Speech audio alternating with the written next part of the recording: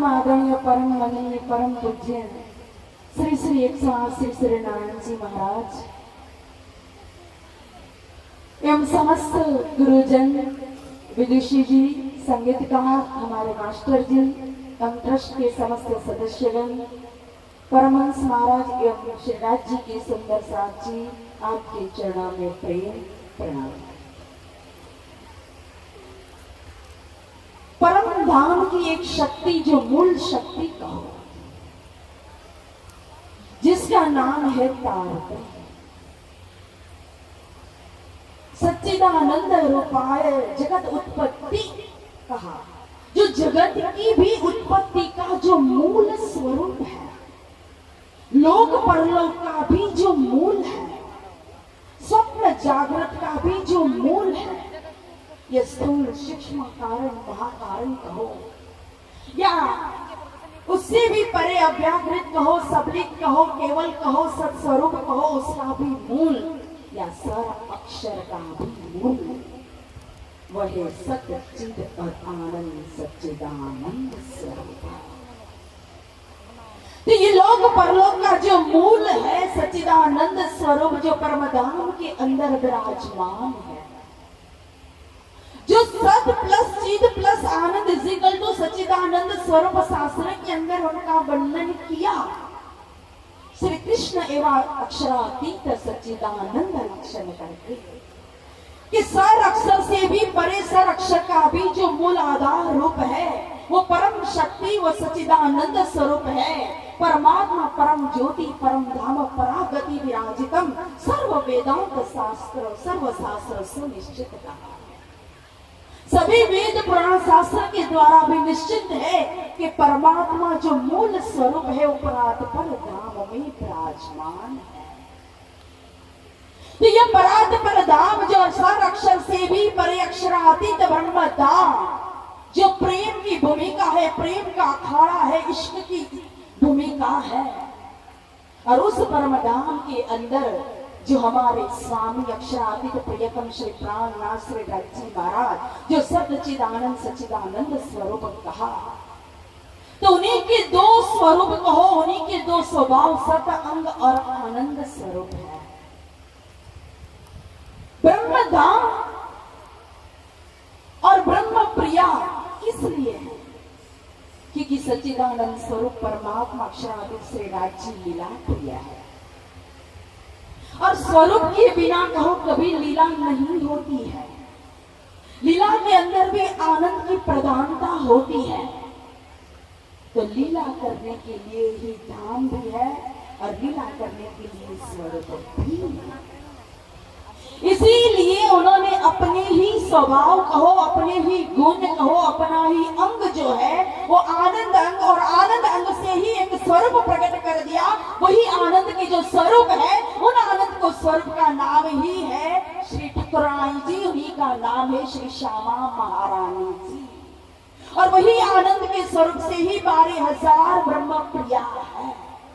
जो परमधाम के अंदर आनंद की लीला रची महाराज श्यामा महारानी और 12,000 ब्रह्म प्रियाओं के साथ करते हैं।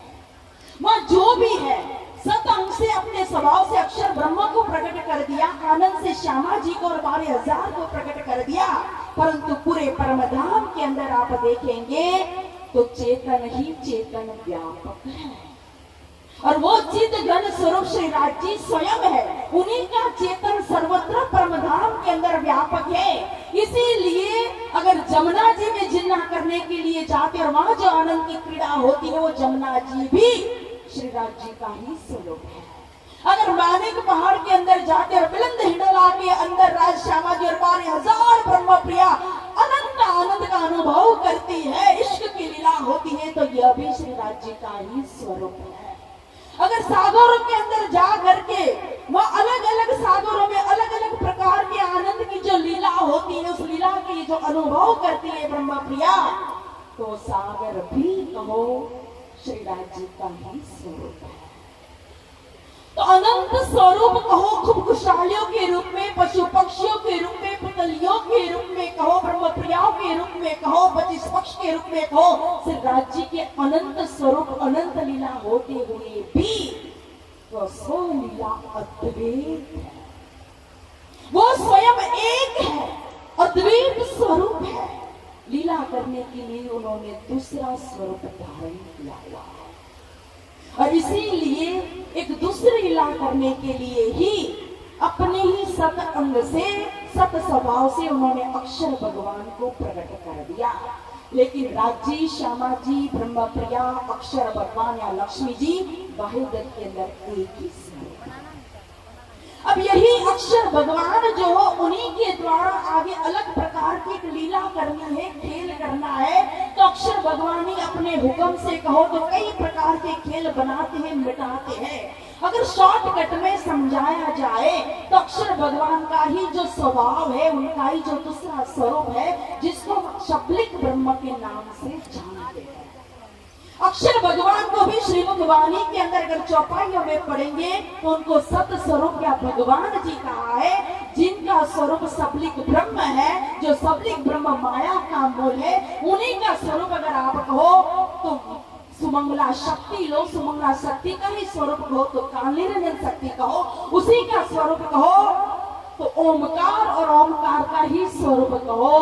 तो प्रणव ब्रह्मा, यानी कि व्यष्टि ज्योति स्वरूप, और व्यष्टि ज्योति स्वरूप का ही स्वरूप कहो तो नारायण भगवान।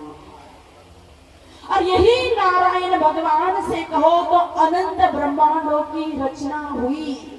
जिस मध्य एक ब्रह्मांड नारायण सृष्टि के अंदर ये जो 14 लोक, तल, पितल, सुतल, महातल, तलातल, रसातल, पाताल और ये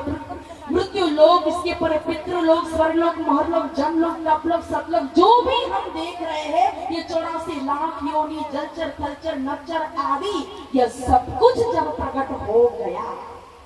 और इसके अंदर भी जो हम मृत्यु लोक के अंदर आ गए, तो इस अनंत कोटि ब्रह्मांड जो है, 14 लोक की ब्रह्मांड, उसमें भी जिस ब्रह्मांड के अंदर हम खेल देखने के लिए आए हैं, और यहाँ भी 4 युग का चक्र भी चलाया हुआ है भूकंप में, सतयुग, त्रेता, द्वापर और कलयुग। लेकिन सतयुग के अंदर भी आप देखेंगे तो धर्म का पल्ला भारी था, अधर्म था नहीं था नहीं, लेकिन धर्म का पल्ला भारी होने से सतयुग में अपनी जो आयुष्य थी वो सारी आयु अपनी पूरी की, 17,28,000 वर्ष की। उसी तरह से अगर त्रेता युग के अंदर भी जाएंगे तो उस समय भी धर्म का पल्ला भारी था, तो त्रेता युग ने भी 12,96,000 वर्ष की अपनी जो आयु थी वो आयु कंप्लीट की, पूरी की। और उसके बाद जब द्वापर युग आया तो द्वापर युग में स्वयं अक्षरातीत श्री कृष्ण इस धरती के ऊपर प्रकट हुए और इस धरती को अपने चरण कमल से पवित्र किया, अधर्म का नाश किया,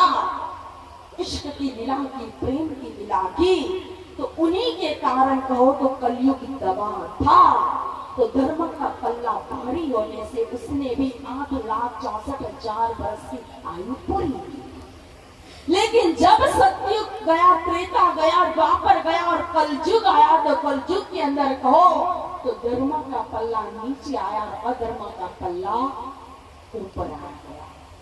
कलयुग के अंदर हम देख रहे हैं अत्याचार, नाचार, दुराचार, व्यभिचार, चारी चार का प्रचार और धर्म के नाम पर भी पाखंड, यानी कि धर्म का दमन होने लगा। कलयुग की वृत्ति, कलयुग का शासन बन गया। इसीलिए इस कलयुग सुने, इसी कलयुग के अंदर हमारी रक्षा करने के लिए ही जो भविष्य कहा गया था, उसी भविष्य को पूर्ण करते हुए अभाविनो भविष्यन्ति मुन्यो ब्रह्म रूपेण उत्पन्ना एक कलियुगे प्रधान पुरुषाशया कथा युगनतान श्रवण पूज्यन्ति मानवा यस्य पूजा प्रभावेन जीव सृष्टि उद्धार। ब्रह्म सृष्टि को खेल दिखा करके उसकी इच्छा को पूरी करके ले जाने के लिए ईश्वरी को भी और साथ में जीवों को भी मुक्ति देने के लिए इस धरती के ऊपर कहो तो रू अल्लाह ने से लगाना चाहिए। स्वयं अक्षरातीत के जो राज्य महाराज के जो आनंद स्वरूप है, वही आनंद स्वरूप इस धरती के ऊपर उनका देवचंद्र जी के रूप में पदार्पण हुआ और धनी श्री देवचंद्र जी पाम पांच शक्ति को लेकर के इस धरती के ऊपर प्रकट हुए। श्री धनी जी को जोश, आत्म, दुल्हन, नूर, हुक्म, बुद्ध, मूलवतन, ये पांचों मिल गए श्री महामंत्र। इन पांचों शक्ति श्री देवचंद्र जी के अंदर जो कार्य कर रही है, परम धाम के अंदर अक्षर भगवान की जो बुद्धि थी, जिस बुद्धि ने कच्छ देश के अंदर जाकर के 4 साल वेद पुराण शास्त्र कुरान आदि का अध्ययन करके हमें सार तत्व दिया था। स्वयं श्यामा महारानी का स्वरूप है, सुंदर बाई की वासना है जो दृष्टा के रूप में है। देवापी राजा का जीव जो है वो कश्मी कर रहा है, कई कसौटी करी के अंदर प्रेम से हमें नाटियों बंगा और हुकुम कार्यरत है। जैसे जैसे सिद्धराज जी अपने दिल में इच्छा प्रकट कर रहे, उसी तरह से यहाँ स्वरूप कार्य कर रहा है। और विशेष धनी जी का आवेश था, जिस आवेश को लेकर के श्री देवचंद्र जी प्रकट हुए मारवाड़ देश की पवित्र धरती उमरकोट गांव के अंदर। और इसी आवेश ने जाकर के आगे दूसरे जामा के अंदर इंद्रावती जी के दिल को अर्श बना करके प्राणनाथ के द्वारा कहो वाणी प्रकट की। पहले सदगुरु के माध्यम से इसी आवेश ने तारतम को प्रकट कर दिया, और तारतम के बाद इसी आवेश ने कहो तो तारतम के तारतम यानी कि 18,000 वाणी श्रीमुख वाणी तारतम सागर को प्रकट कर दिया। अब हमें लगेगा कि ऐसा तो तारतम के अंदर क्या है कि हम इतने गुणगान गाते हैं, तारतम की इतनी महिमा बताई हुई है, तारतम की परना आवे तोले इतने मुख श्री कृष्ण कहंत, ऐसी तो कौन सी शक्ति है तारतम के अंदर है। लेकिन देखिए सुंदर साक्षी, जितने भी मंत्र है, जितना भी ज्ञान है, वो सभी ज्ञान मिलकर एक तारतम को खोल नहीं सकता, क्योंकि उनकी हद, उनकी शक्ति स्वप्न के अंदर सीमित रह जाती है। यह परम धाम की ऐसी पवित्र परम शक्ति है कि जिस शक्ति के द्वारा सभी ज्ञान, सभी मंत्र, जितने भी धर्म ग्रंथ है, उसके अंदर की जो रहस्य है वो सभी खुल जाएंगे। तो तारतम सबको खोलने की क्षमता रखता है, लेकिन सब मिलकर के तारतम को कोई खोल नहीं सकता। तारतम में बल कोई न जाने, इसीलिए कहा क्योंकि साक्षात परम धाम की जो स्वरूप है सच्चिद आनंद, सच्चिदानंद स्वरूप, उन्हीं का स्वरूप है तारतम। आज ब्रह्मा प्रिया इस संसार के अंदर खेल देखने के लिए आई, और हमने इस काल माया के वजूद को धारण कर लिया, और इस वजूद को धारण करने के बाद हमारा जो सत चिद और आनंद था वो गुण छूट गया, और हमने माया का असत जड़ और दुख को धारण कर लिया, उसका श्रृंगार कर लिया। लेकिन तारतम रूपी बीज जब हमारे अंदर जाता है तो वो असत जड़ दुख को निकाल करके, उस श्रृंगार को उतार करके फिर हमारे दिल के अंदर सत चिद और आनंद का अंकुर खिला देता है, मतलब हमारे निज आनंद को प्राप्त करा देता है तारतम। मास्टर जी सारा कर रहे, मैं समझ गई। प्यारे सुंदर साथी, ज्यादा न कहते हुए इतना ही कहूंगी कि यही तारतम परमहंस महाराज ने भी पाया था, राम रतन दास जी महाराज। आज उन्हीं के परम पवित्र दरबार के अंदर हम आज बैठे हुए हैं। हर साल उनका स्मृति महोत्सव मनाते हैं। हर साल जब लालदास जी महाराज जी की वितक पढ़ते, उस समय परमहंस महाराज की भी वितक हम श्रवण करते हैं। लेकिन इतना ही कहना चाहूंगी, मैंने 2-3 दिन पहले आसाम के अंदर परमहंस महाराज जो है उनकी वितक मेरे हाथ में आई, और आगे तो मैंने कुछ नहीं पढ़ा, लेकिन जो आगे का था उसके अंदर मुझे 2 शब्द जो पढ़ने के अंदर मिला, जो मुझे बहुत दिल को छू गया, मैं वो आपके सामने रख रही हूं। उन्होंने कहा, अगर साधक है आप और आपका लक्ष्य साध्य तत्व प्राप्त करना है, परमात्मा को प्राप्त करना है, प्रियतम को पाना है, तो साधक को हर पल अपने आप के ऊपर निरीक्षण करना चाहिए, वॉच करना चाहिए, अपने आप के अंदर हर पल देखना चाहिए कि कहीं हम कहीं धोखा तो नहीं खा रहे, अपने आप से